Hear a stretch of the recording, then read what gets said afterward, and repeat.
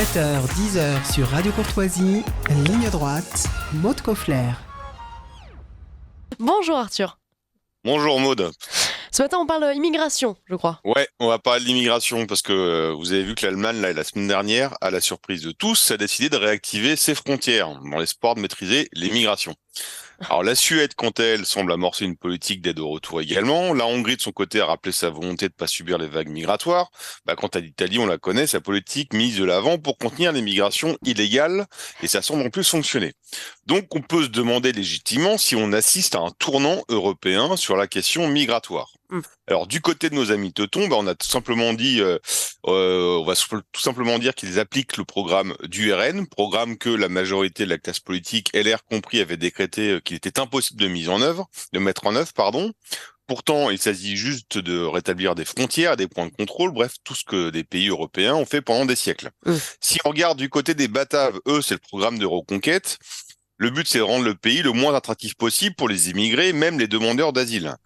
Programme que la majorité classait comme non seulement impossible, mais aussi inhumain. Donc c'est expulsion de force, réduction drastique du regroupement familial, droit d'asile limité et j'en passe.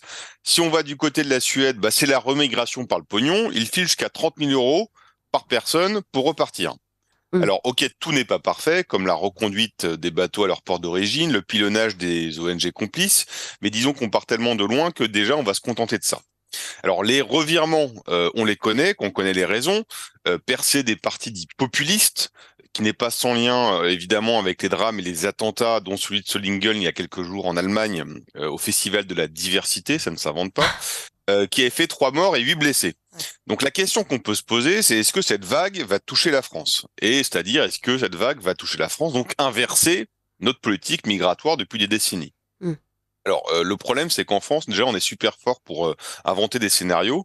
Si on reprend la chronologie depuis des décennies sur l'immigration, c'était au début, non, ça va bien se passer, et puis si vous pensez l'inverse, parce que vous êtes des gros racistes. Puis ça, comme ça commençait à avoir quelques menus problèmes, on nous disait, non, en fait, ça n'existe pas. Puis quand ça commençait sérieusement à se voir, on nous disait, en fait, on peut rien faire. Alors, disons que cette option a pris du plomb dans l'aile depuis la crise sanitaire, parce qu'on a vu qu'on pouvait remettre des frontières.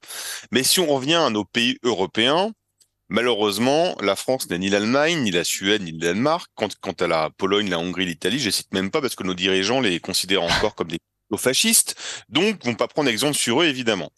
Si vous voulez, le problème de l'Union européenne, c'est la France, et le problème de la France, c'est l'Union européenne. C'est-à-dire que l'Union européenne, bien que dirigée par les Allemands, a été construite sur le modèle français. C'est-à-dire le modèle de l'Union européenne, c'est la France.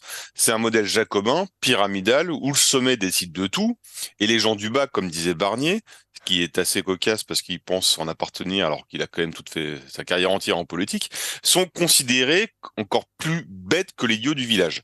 Donc ils sont tellement cons qu'en fait il faut leur expliquer ce qu'il faut qu'ils mangent, qu'il faut qu'ils boivent, on va mettre sous tutelle leur portefeuille, l'éducation de leurs gamins, on leur explique en tuto comment couper l'oreille, comment baiser, comment se gratter le nez.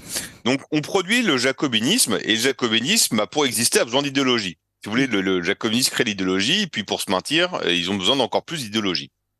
Et donc, ça passe par la rééducation intraveineuse à haute dose, par l'école, par la presse, par la culture.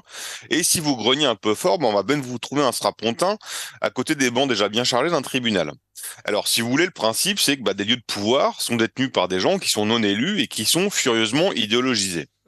Donc, et ces gens qui sont idéologisés, qui sont donc à la tête de la culture, des médias, des tribunaux, tout ça, ils sont immigrationnistes, multiculturalistes, et la figure de l'immigré a remplacé celui du prolétaire. Rappelez-vous la note de Terra Nova en 2012. Et si vous ajoutez à ça notre histoire coloniale, qui est quand même assez différente des autres pays européens, non seulement l'accueil c'est pas un devoir, mais c'est la seule voie du salut qui passe par la repentance et obligatoirement qui passe par la liquidation du passé de l'identité. Ensuite, vous avez une autre donnée, c'est le pognon. Le grand patronat. Rappelez-vous des débats sur la loi immigration il y a quelques mois. L'un des sujets, c'était les métiers dits sous tension. Donc les métiers sous tension, je vous rappelle, c'est ceux qui livrent votre salade quinoa, qui font la plonge jusqu'à 4 heures du mat, tout ça, et qui gardent vos gamins. Donc pour eux, pour ces gens-là, l'immigration, c'est une aubaine. Ils l'ont même déjà dit, sans immigration, on va pas pouvoir assurer notre modèle économique. Donc on recrute de la main-d'œuvre pas chère pour assurer le service de notre modèle, et notre modèle, je vous rappelle, il est basé uniquement sur la consommation. Et la consommation en plus de biens et de services importés. Donc l'homme, c'est juste un consommateur, d'où l'expression très laide de pouvoir d'achat. En fait, l'homme, il faut juste qu'il puisse avoir un pouvoir de penser. Et évidemment, dans ce système de consommation, on a juste besoin d'un mec sans papier. Bah, l'identité et la culture sont forcément des freins. Mm. Donc, si on résume, on a main dans la main l'idéologie migrationniste et multiculturaliste et le pouvoir économique. Ouais. Et donc, eux, comme ils savent que même s'ils nous considèrent comme des idiots, faut quand même un peu faire de la pédagogie. Donc, ils eurobent leur funeste projet de bienfaits, de vivre ensemble, de nécessité économique. Vous savez ce que disait Burke, les tyrans manquent rarement de prétextes. Alors là, eux, il y a un prétexte par jour qui sort. Alors, mais par contre, il vous a pas échappé non plus que s'ils prônent la diversité, eux, ils habitent uniquement dans les quartiers où il n'y a pas de diversité, où ils sont protégés. Ouais. Ils prônent l'école mixte, mais ils foutent leurs gamins à l'alsacienne, quoi. Donc, c'est-à-dire qu'ils se permettent de vivre dans des endroits où leur idéologie peut perdurer sans qu'ils en soient touchés. Et si vous voulez, j'en viens même à penser que l'Union européenne, les consignes de la Commission européenne iraient dans le sens inverse, c'est-à-dire en disant, bon, finalement, on va peut-être abolir Schengen et rétablir les frontières et emmerder sur le droit d'asile. Nos élites seraient capables de faire un Frexit uniquement pour continuer à faire perdurer leur idéologie multiculturaliste. Parce que malheureusement, l'histoire le montre. Je vous rappelle par exemple les histoires de transition d'enfants où les pays nordiques étaient à la pointe et depuis 5 ans font marche arrière. Nous, on le sait et pourtant on continue à passer la cinquième.